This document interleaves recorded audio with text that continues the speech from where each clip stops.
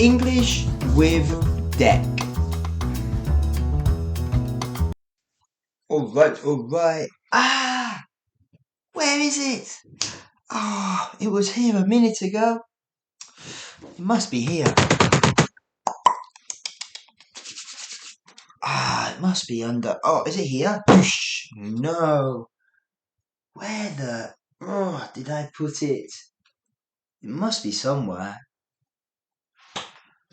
I'm pulling my hair out. If that's you, well, you should listen to this. Are you a person who regularly misplaces their important belongings? Are you a person who quite often puts things down and then forgets where they put them? Are you a person who regularly ends up hunting around at the last minute for your key possessions? Well, if you are, make sure to stay tuned. If you are not, stay tuned anyway. You know, I remembered quite an embarrassing, I don't want to call it embarrassing, but and a story about when I was in New Zealand. And over the years, this story has repeated itself time and time again. I think I'm better at it now. I have finally, in the past couple of years, gotten better at not doing this. But today I want to talk about losing your wallet. And honestly, not just losing your wallet, losing your key, your important possessions. Maybe your key, maybe your wallet, your phone, anything along those lines. And really quickly, I'll just tell the story about when I was in New Zealand and I had just rented a camper van in Auckland. I think it was my second day, maybe the first day. Second day, yes, second day. The first night there was a terrific thunderstorm and I was in a valley and it was fantastic, absolutely fantastic. And on the second day I tootled up to the far north and it was absolutely beautiful. I went to the furthest northern point in New Zealand in my little van, me and a friend, and it was great. Wonderful time, wonderful time. And we saw a young guy who was hitchhiking, as you do, especially in New Zealand. And we thought, hey, let's pick him up, part of the experience. So we picked him up. He was a lovely fella. And then I forget where he was from, though. He was like Norwegian, Norway, Swedish. I can't remember off the top of my head, but yeah, he was like Norwegian, Swedish, maybe Finnish, something like one of those. I am so sorry if any of you guys are from Finland or Norway or Sweden. I know you have many differences, and you are all absolutely fantastic coaches. But I really can't put a finger on it. Anyway, we picked this guy up and we had that evening he camped next to our van and we had some beers, we shared our food, we shared some stories. It was great.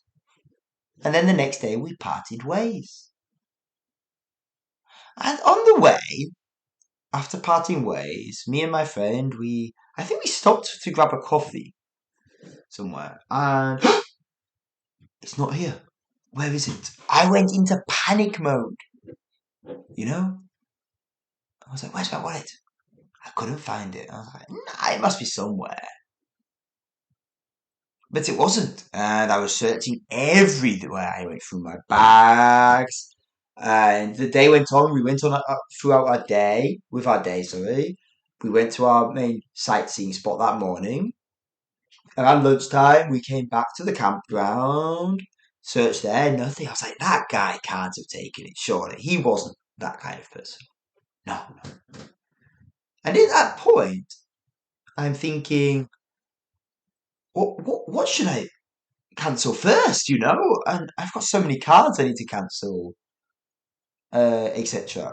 And anyway, long story short, it had fallen down between the side door and the cabinet which had been installed there. The side door which slides on like a van? That is where it had fallen down. And it was wedged, so even when the door opened and closed, it didn't move. The door grated. The door rubbed against the wallet, but the wallet stayed in place. And then as the door shut, the same thing happened. And at the end of the day, I found it, and it was a real feeling of relief, a sense of relief. And there's been times when I've lost my wallet in Japan, actually. And there's times actually when I've lost my keys in Japan. But the key difference in Japan, I feel, is it does feel a lot safer. Of course, there are people who will take it, people who would happily steal my stuff. But overall, if I lose something here, I do feel I will get it back 99% of the time. And that's quite reassuring. In fact, it's actually a little too reassuring. It really lulls you into a false sense of security at times.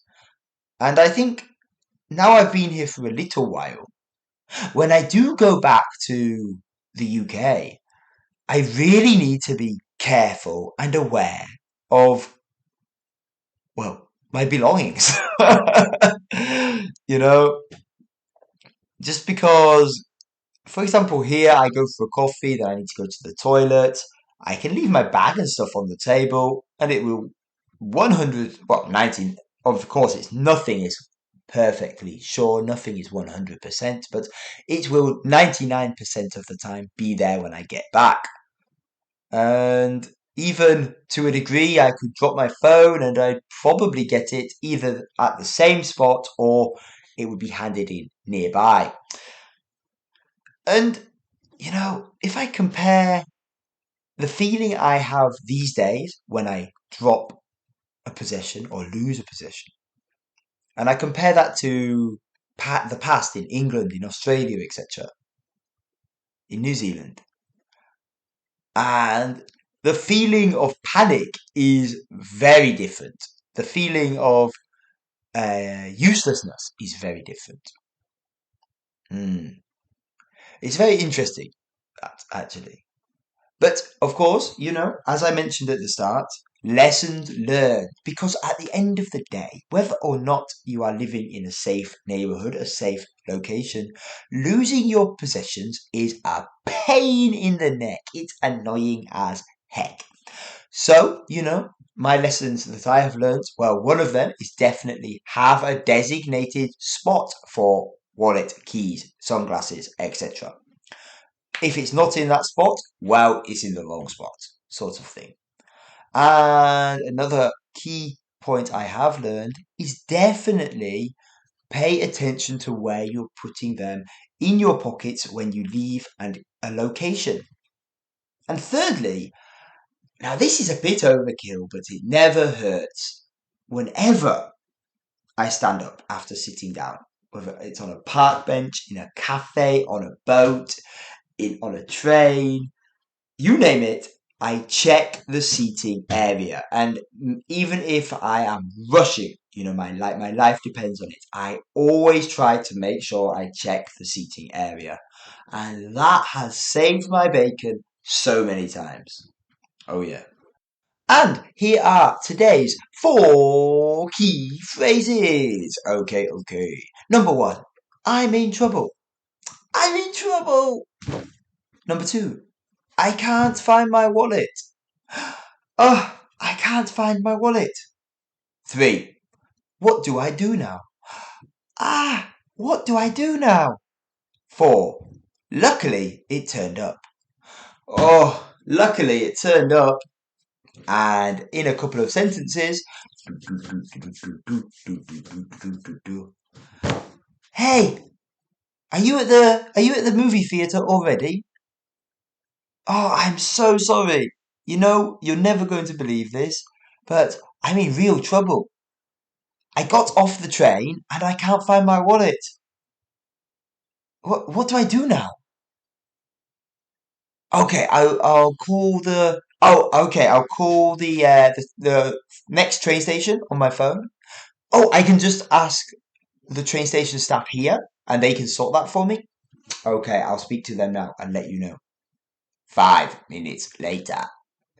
Hey, great news! Luckily, it turned up. Someone handed it in at the next station. You know what? Shall we scrap the movie? And for all this trouble, I will shout you some food tonight. Let's go and get a steak or something like that. Okay, cool. Ah, I'm so sorry, mate. All right, bye. So there you have it. Those 4 phrases will hopefully get you out of a sticky toffee pudding. Oh my gosh. Those 4 phrases will hopefully get you out of a sticky situation if you're ever in one. By the way, if you don't know what sticky toffee pudding is, please look it up.